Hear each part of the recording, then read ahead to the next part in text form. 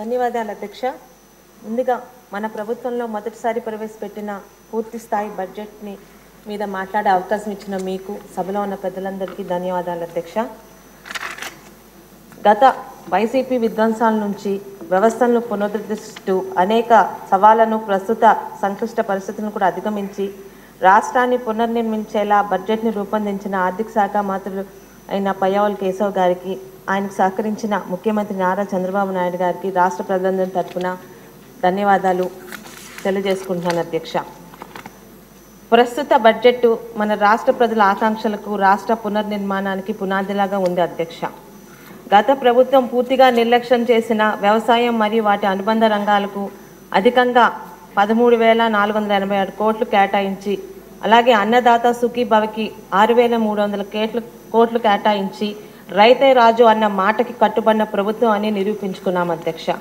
ఇక దాదాపు 27,518 కోట్లని ఎన్టీఆర్ భరోసాకి, తల్లికి వందనం కింద 9,407 కోట్లు, దీపం పథకం కింద 2,600 కోట్లు, మత్స్యకార భరోసాకి 450 కోట్లు కేటాయించి ఇచ్చిన హామీలకు చిత్తశుద్ధితో కట్టుబడిన ప్రభుత్వంగా ప్రజలకి నమ్మకం కలిగించగలిగాం అధ్యక్ష.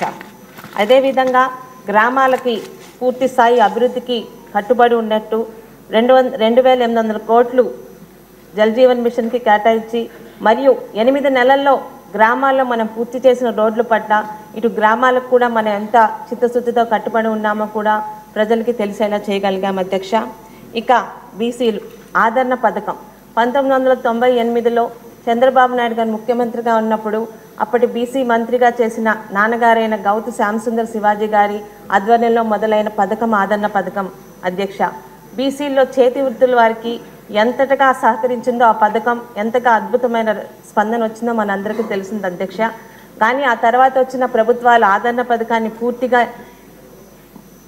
మూసివేసే అధ్యక్ష.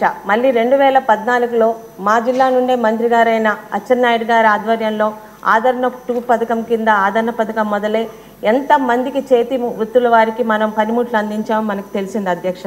కానీ గత 5 సంవత్సరాల్లో కూడా కనీసం అప్పుడు ఉన్న పనిముట్లని ఈరోజు తుప్పు పట్టి ఈరోజు లోపల పెట్టేశారు తప్పితే ఒక్క పథకం కూడా, ఒక్క పనిముట్టు కూడా ఎటువంటి వారికి ఇవ్వలేదు అధ్యక్ష. మళ్ళీ ఈరోజు అదే ఆదరణ పథకానికి 1000 కోట్లు కేటాయించి బీసీల పట్ల, ముఖ్యంగా చేతి వృత్తుల వారి పట్ల కూడా ఈరోజు తెలుగుదేశం ప్రభుత్వం ఎలా ముందుకెళ్తుందో మన కూటమి ప్రభుత్వం ముందుకు తీసుకెళ్తుంది అధ్యక్ష.